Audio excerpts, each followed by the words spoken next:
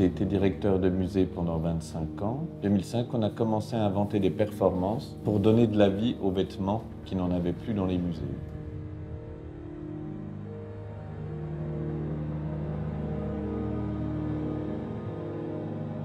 Ensuite, on a rencontré Tilda Swinton, Charlotte Rampling. On a inventé un collectif que l'on appelle Moda Povera, et qui est une manière de réinventer la mode par le savoir et par la connaissance. En fait, le challenge, c'est de faire en 3 jours, avec ce que vous allez apporter, trouver une collection avec les moyens du bord, avec ce qu'on a. Voilà. J'aime l'idée qu'on puisse imaginer une collection sans argent, sans rien du tout. Penso che una importante lezione sia legata alla capacità di raccontare una storia legata a un abito, e questo percorso fatto con gli studenti va proprio a indagare questa cosa, un abito che ha avuto una sua vita e che ne avrà un'altra, però senza dimenticare quella precedente.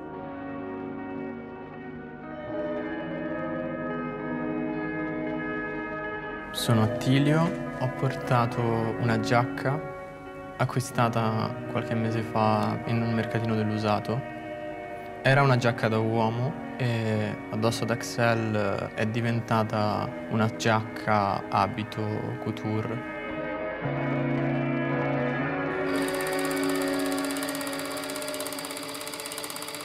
È diventata un simbolo di leggerezza, liberazione dal passato. Sono Ludovica, ho deciso di portare 2 giacche che appartenevano a mio nonno, che è venuto a mancare all'incirca un anno fa. In particolare una di queste giacche era quella che ha utilizzato al matrimonio. All'interno è cucita un'etichetta con il suo nome e una data. Sono Dylan e ho portato una maglietta cucita da me, fatta per la prima serata che mi facevo in discoteca. Come sotto ho utilizzato un giacchetto per creare una gonna e ho deciso di portare questi capi, diciamo, perché sono dei capi che per me valgono tanto.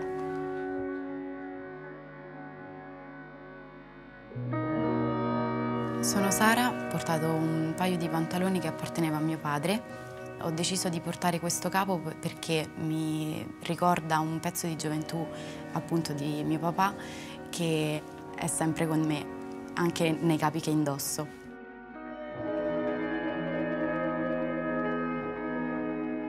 Sono Flavius, ho portato un cappotto che ho utilizzato in modo molto goliardico l'anno scorso durante il periodo pandemico delle varie restrizioni della quarantena.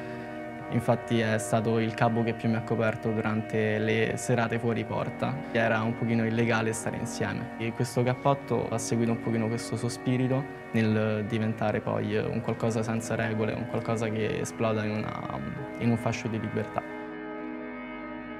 Alors c'est une chose merveilleuse et totalement imprévisible que je suis en train de vivre en ce moment, de voir tous ces étudiants réaliser leur première pièce sur un mannequin vivant.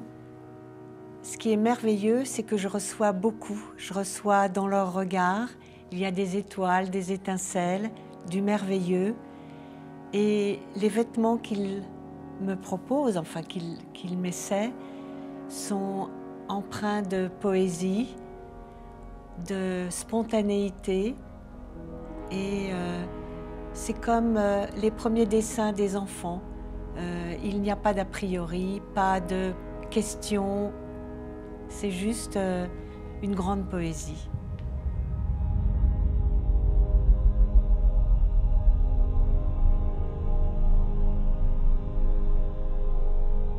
La performance que nous préparons avec tous les étudiants ici même à l'école NABA est une performance inédite que nous avons préparée en seulement 2 jours.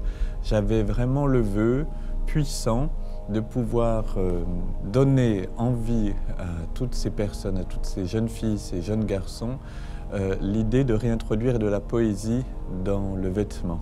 C'est un segment, la poésie, qui a été écarté de la mode et je trouvais que c'était important d'y revenir.